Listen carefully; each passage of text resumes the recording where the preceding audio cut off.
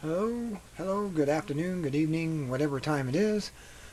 I'm going to do one more part 5. I'm just going to do a little bit, I guess, and then explain some. But I do have the link to this particular 46-page article. That's why you go over there and you click on View More Information button. And it's right on top. You'll see it as soon as you look at it. You'll see a blue thing. Just click on that and I'll take you straight to this article. And you can read it for yourself. I'm just trying to get your interest in it so you'll do your own research. This is vital importance. I mean, everything that was mentioned in here is all documented. It's been documented back in the 30s and the 40s and the 50s. It's all been brought in that are ran by fascist corporations that are Nazi based. And the oil companies basically are the Nazi base. They've been doing this for years with our Nazi counterparts that were born here in America supposedly, but were scoundrels and went against their Constitution and their Bill of Rights and the American people. So here it is. I'm going to do a little bit, talk a little bit, and end this. So this is part 5, the last of Shadow of the Swastika and the Hemp Conspiracy. The U.S. Nazi Cartel Agreement. On November 23, 1937, states Hegem, representatives of General Motors held a secret meeting in Boston with Baron Manfred von Killinger, who was in charge of West Coast espionage for the Nazis, and Baron von Trippelskirchen, Nazi Council General and Gestapo leader in Boston. This group signed a joint agreement showing total commitment to the Nazi cause for the indefinite future. Selders describes the plotters as the great owners and rulers of America who planned world domination through political and military fascism. Sounds familiar today? Including several leading American industrialists, members of Congress of the United States, and representatives of large business and political organizations. He obtained the text of the agreement and published it in his newsletter, In Fact, on July 13, 1942. The plan goes much further than the mere cartel conspiracies of big business of both countries, writes Selders, because it has political clauses and points to a bigger conspiracy of money and politicians such as helped betray Norway and France and other lands to the Nazi machine. The most powerful fortress in America is the production monopolies, but its betrayal would involve, as it did in France, the participation of some of the most powerful figures of the political as well as the industrial world. Standard Oil of New Jersey, now known as Exxon. Remember Exxon and all the scandals? And they got away with it? Pretty much. On February 27, 1942, according to Hegem, Arnold, with documents stuffed under his arms, strode into the lion's den of Standard at 30 Rockefeller Plaza. Just behind him were Secretary of the Navy Franklin Knox and Secretary of the Army Henry L. Stimson.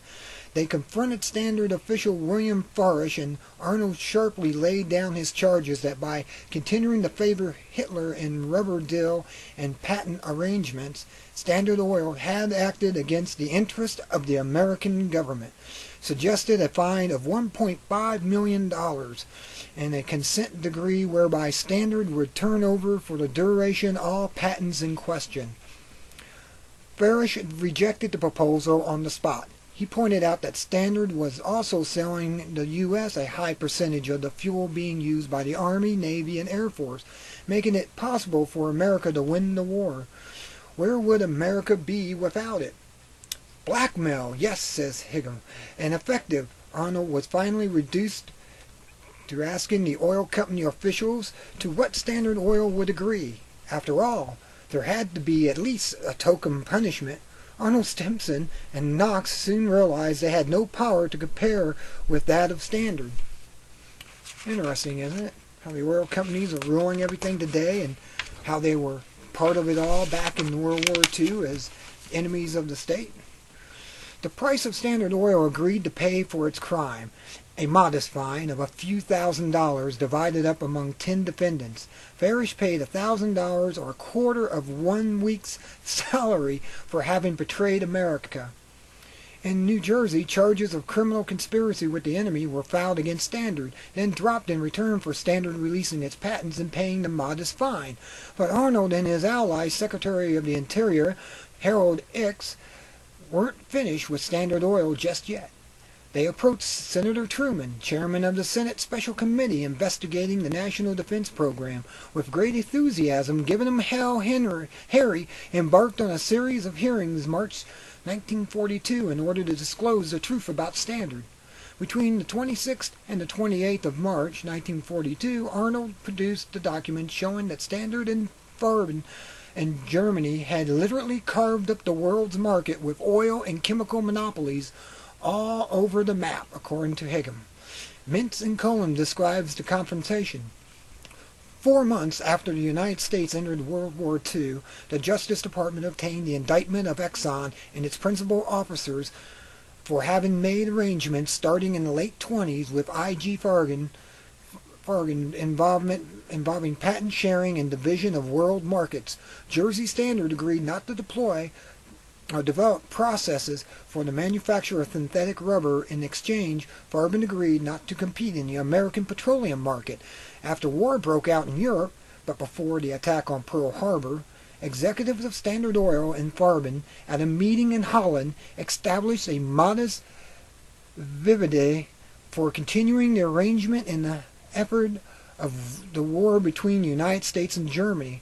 Although the arrangement interfered with the ability of the United States to make synthetic rubber desperately needed after it entered into the war in December 1941, rather than face criminal trial, Exxon and the indicted executives entered no contest pleas, the legal equivalent of guilty pleas, and were fined the minor sums which were the maximum amounts permitted by law. A few days later, on March 26 of 42, the Senate Special Committee investigating the National Defense Program held a hearing at which Truman Arnold, chief of the Antitrust Division, put into the record documents on which the criminal indictment had been based, including a memo from Standard Oil officials on the modus vivendi agreement in Holland. After the hearing, the committee chairman, Harry S. Truman, characterized the arrangements as treasonable. Another source on this subject of U.S. Nazi corporate activities is The Secret War Against the Jews by Mark Ahrens and John Loftus. Here is another version of the events. Before the war, Standard of New Jersey had forged a synthetic oil and rubber cartel with the Nazi-controlled I.G. Farben, which worked well until the United States joined the war in 1941. Next to the Rockefellers, I.G. Farben owned the largest share of stocks in Standard Oil of New Jersey. Among other things, Standard had provided Farben with the synthetic rubber patents and technical knowledge, while Farben had kept its patents to itself under strict instructions from the Nazi government. Evidence which Thurman Arnold turned over to the Truman Committee, which Truman would declare treasonous, included Standard's 1939 letter renewing its agreement, which made it clear that the Rockefellers Company was prepared to work with the Nazis whether their government was at war with the Third Reich or not. Truman's Senate Committee on the National Defense was outraged and began to probe into the whole scandalous arrangement, much to the discomfort of John D. Rockefeller, Jr. Suddenly, however, the whole matter was dropped. There was a reason for Rockefeller's escape blackmail. According to the former intelligence officers we interviewed on this point, the blackmail was simple and powerful. The Dooley's brothers, John Foster and later Secretary of State, and Allen, later director of the CIA, had one of their clients threaten to interrupt the U.S. oil supply during wartime. When confronted by Arnold on the Standard-Farben agreement, Standard executives made it clear that the entire U.S. war effort was fueled by their oil and it could be stopped. The American government had no choice but to go along if it wanted to win the war. And that's the end of, or the middle of page 13 of 46. So if you want to read the rest of the story, it's on there on the side. Just remember, it's over there. Click on it, read it, understand it, and know what your enemy is. It's not us. It's the oil companies and the people involved with them. And you know who they are. Some of them are in high places in government, and some of them are in the presidency. So I say for you now, be good or be good at it.